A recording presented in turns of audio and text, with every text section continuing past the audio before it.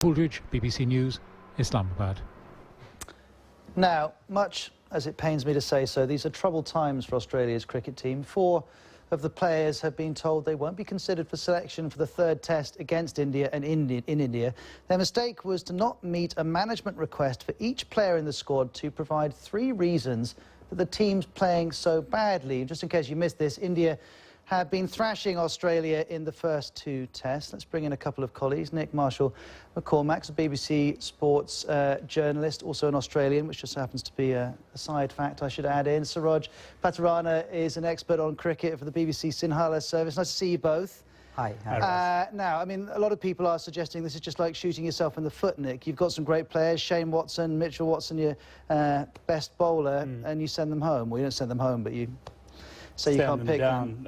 I knew you were going to give me a nice, easy intro in there. Look, I think you can look at this 2 ways. You can look at it from the angry point of view of the fans and former players who think this is an outrage that these guys are being treated like little schoolboys and told that they didn't hand their homework in on time and they have to sit on the naughty step. Or you can look at it from the coaching point of view and think, well, hang on, there must be a point behind why Mickey Arthur and Michael Clarke, let's not forget the captain, being involved in this. There's got to be a point as to why they did this. Was there a bit of underlying tension in the team?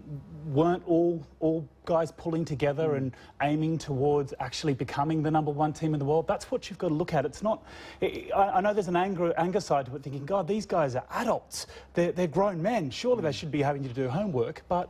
there is a point to what Mickey Arthur's doing as well. But, Saroj, what about the idea that everyone needs to get on? I mean, the Sri Lankan team, the Indian team, they're always having arguments inside the dressing room, and sometimes they'll still perform well. They do, but, you know, in our part of the world, especially in India, these cricketers are kind of god-like, you know, god-like people. They are so big stars, huge stars, and this kind of situation, this kind of incidents are very, very rare in India as well as in Sri Lanka, because I can't recall recently, in recent times, where these very, very senior players, including the vice captain, has been, you know, reprimanded or sacked for on disciplinary grounds, you know.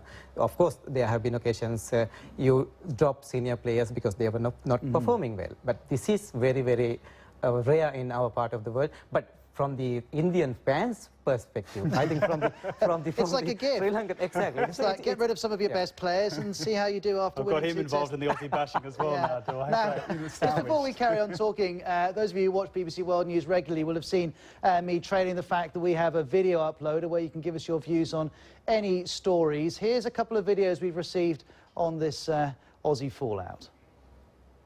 Rick Bashir from Adelaide in South Australia. This must surely go down as one of the most ridiculous decisions ever made by sporting administrators anywhere around the world. The coach says it's done to draw a line in the sand, but all it's going to do is make Australian cricket a complete laughingstock and draw resentment from the players. It really is impossible to understand what this decision is aimed at doing. My name is Sudarshan from Mumbai. Mickey Arthur, come on, I mean, the game is just not played on PowerPoint presentations. Axing them for this kind of a reason is even more disastrous from Australia's point of view, because it's already been a dreadful tour, and so I think with this backdrop, I think India should really take the series 4-0. And that does look pretty likely, to be honest. I was also asking people who follow BBC World on our Twitter feed what 3 things they suggested the Australians should have jotted down as how to improve their performance. One person suggested 3 South Africans. It worked for England, and of course the English do have some players who were born in South Africa. But another one says just the 3 things that were sorted out: Warne, McGrath and Hussey. And of course those are 3 great players who have gone, and isn't the core problem here not that they're not filling in their forms, you just aren't as good as you used to be. Yeah, you make a really good point. I mean, we do have to look at the scoreboard, and the first 2 tests are very telling against India, aren't they? You know, first one we lost by 8 wickets, the second one an innings and 135 runs. I mean, the form isn't there, and Shane Watson's form hasn't been brilliant either. His mind's been elsewhere. He's just gone home now after being axed to go and see his wife Lee, who's heavily pregnant and about to give birth to their baby, and his comments to a newspaper journalist at the airport as he's running out was, I've got to reassess my future now. I've got to see and weigh up whether cricket or family comes first. And just one question for you, Saroj. Though they're easy to dislike, the Australians, everyone else who plays cricket, just because they were so good at it.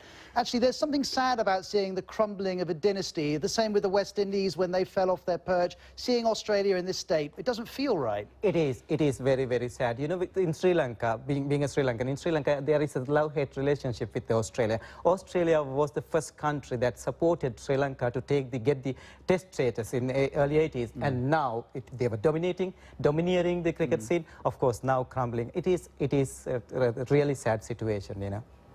We'll be back, Ross. We'll be back. Ashes coming up Saroj, soon. the Ashes are coming up. Ros